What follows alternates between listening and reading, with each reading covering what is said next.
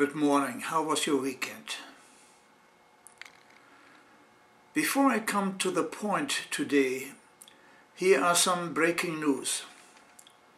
Toyota will write a loss of $1.6 billion for the current business year.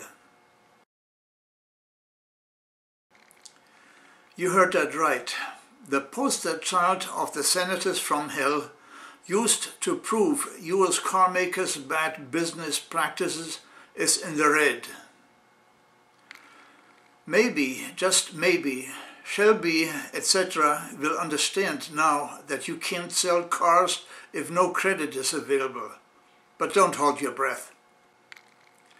By the way, banks and finance institutions, in turn, paid $1.6 billion to their executives in 2007, enough money that could have avoided the $700 million banking bailout.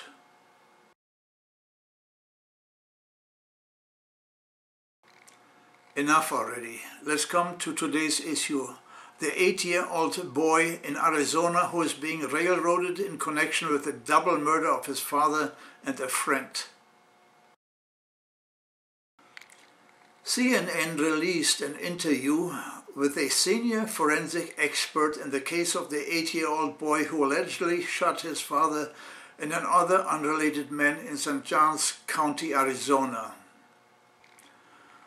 The coroner's evidence is inconsistent with the evidence released by the St. Johns County Police Department. You may remember the 8-year-old was accused of having killed his father and a friend with a single-shot rifle. The boy was subjected, without an adult allowed to be present, to suggestive interrogation tactics. Police Chief Roy Melnick claims and went public that this was a premeditated double murder.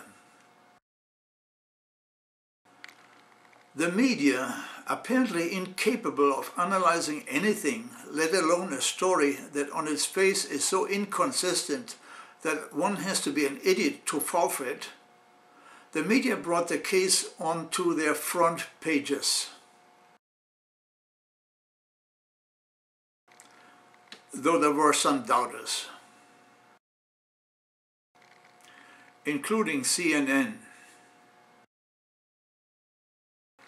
So let's go and update our information as far as it has been made available. And please, realize that some has been suppressed.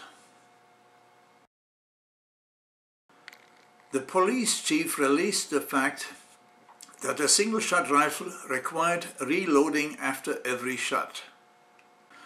By the way, the rifle was recovered outside the house on top of a candle, inconsistent with the boy's statement obtained during interrogation. Since it takes between 3 and 4 seconds to reload the rifle, what the cops are saying is that the boy took 16 seconds to kill the first victim with 4 shots, while the second man was standing by doing nothing. The police chief claims that one of the men was found in front of the door, the other one upstairs in a second-floor room. The coroner, however, said that one man was found face down in the staircase, apparently shot frontal.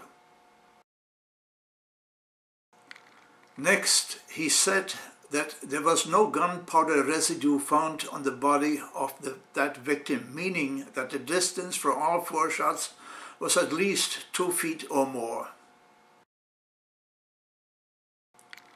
At the funeral home, the widow of Vincent Romero, one of the victims, told a deputy that while she had called Romero, at some point the boy screamed in the background that something was wrong. The boy, in turn, during his first interview, reported that he saw a white car speeding away from the scene. Timothy Romans, the second victim, a co-worker who lived in Phoenix, Arizona, stayed with Romero on weekends. The question is whether anyone ever investigated dealings and background of Romano in Phoenix. Nor, by the way, did the police take GSR tests from the boy. Instead, St. John's police got a tip from an unnamed informant to look closer at the boy. That was followed by an interview in which no Miranda warning was given to the boy, nor was an adult allowed to be present, despite the fact that his mother was available but had to sit outside. Even in Arizona, the interview is to be thrown out as inadmissible. Anyway, after some prodding and suggestive interview techniques, the boy finally adopted what was suggested to him reluctantly.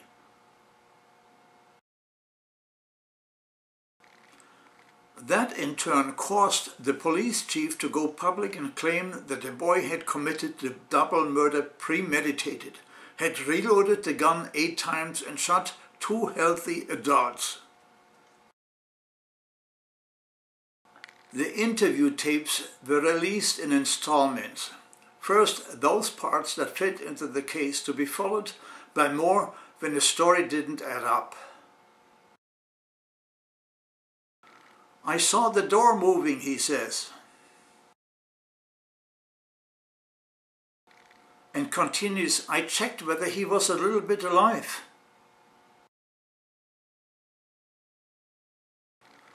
He had blood all over his face.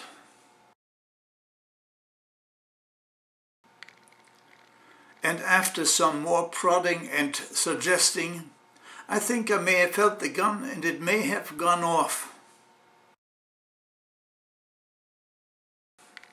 I don't know about you or about how Arizona handles its criminal cases, or even whether the police chief here had the intellectual flexibility to investigate such a case. Here is what I think. 1. There was a white car speeding away.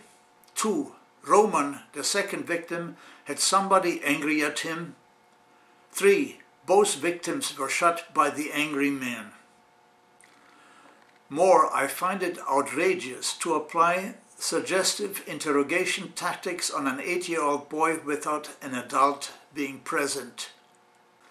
Next, I find it unbelievable that Roy Melnick, the police chief, and the prosecutor tried to poison the jury pool by pre-convicting the boy in public.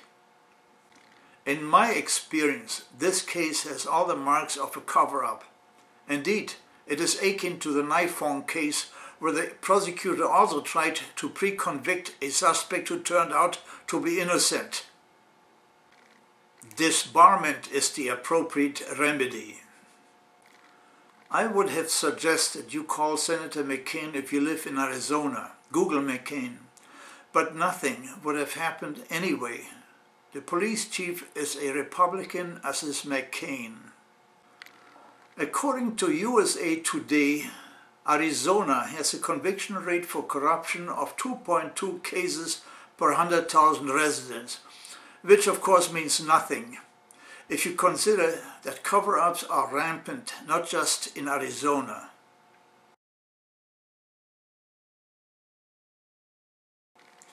Oh well. Now, starting today, I will publish the highlights of 2008 in pictures. Here's one that shows wardrobe malfunction during the Olympics in Peking. I have censored it, so you don't get offended.